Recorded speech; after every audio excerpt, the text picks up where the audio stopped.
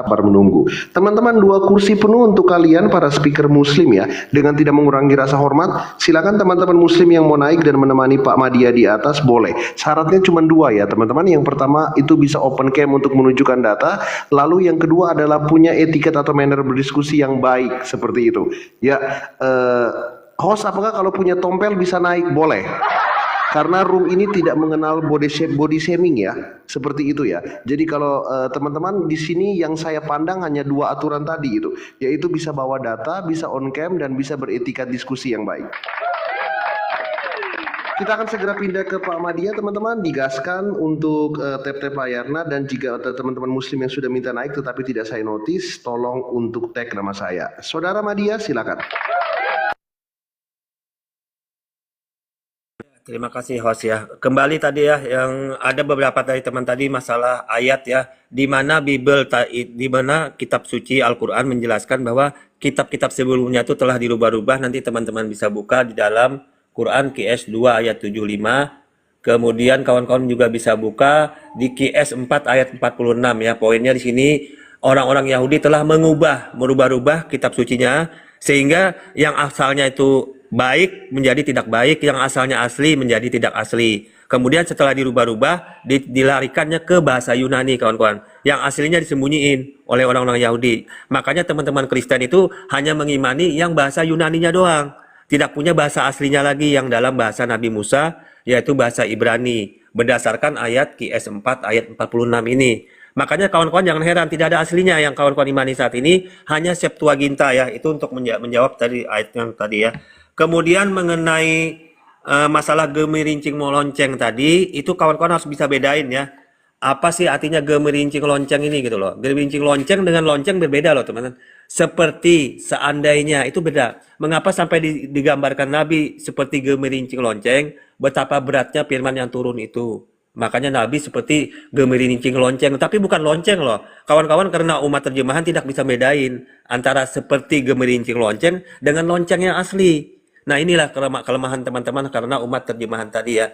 Kemudian mengenai makna nasah dan mansuh ya yang ditanyakan dari Kristen tadi, Al-Quran menjelaskan ada ayat-ayat yang dinasah, dimansuhkan itu. Kenapa seperti itu? Untuk membantu meringankan umat-umat setelahnya.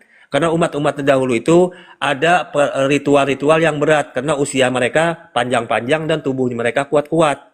Maka di zaman Nabi Muhammad, ayat-ayat yang mengatur tentang syariat seperti itu dihilangkan agar tidak menyusahkan. Misalkan pada saat zaman dahulu ada yang puasa tidak makan tidak minum 40 hari karena umatnya kuat, usianya panjang-panjang. Makanya dimansuh, dibatalin ayat itu, diganti yang baru yang hanya sehari saja tidak makan. Seperti itu kawan. Itu gambaran makanya mengapa ada nasah dan mansuh. Bukan berarti Tuhan menggagalkan ayat itu, membatalkan, tidak, sesuai dengan masanya.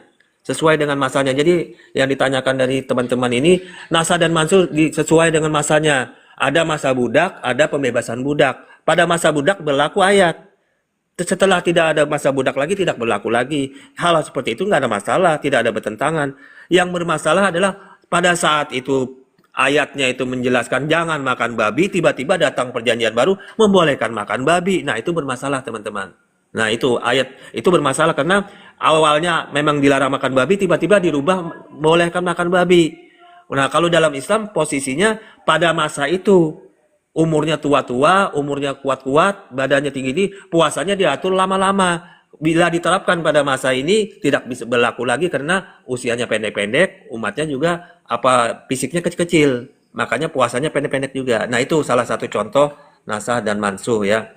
Kemudian dalam An-Nisa tadi ya 157, apakah cerita ini abad keberapa? Nah, sebenarnya Al-Qur'an itu mengoreksi teman-teman. Mengoreksi ayat-ayat yang di dalam kawan-kawan imani saat ini tidak ada bahasa aslinya lagi, cuman bahasa Yunani. Dan makanya digambarkan di Al-Quran dirubah-rubah.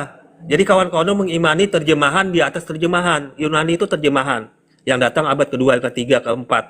Terjemahan di atas terjemahan kemudian disebarkan ke seluruh dunia yang terjemahan-terjemahan ini. Ini artinya suatu kepalsuan, perubahan dipalsukan lagi, diterjemahkan blunder, ayat-ayatnya bakal bias semua.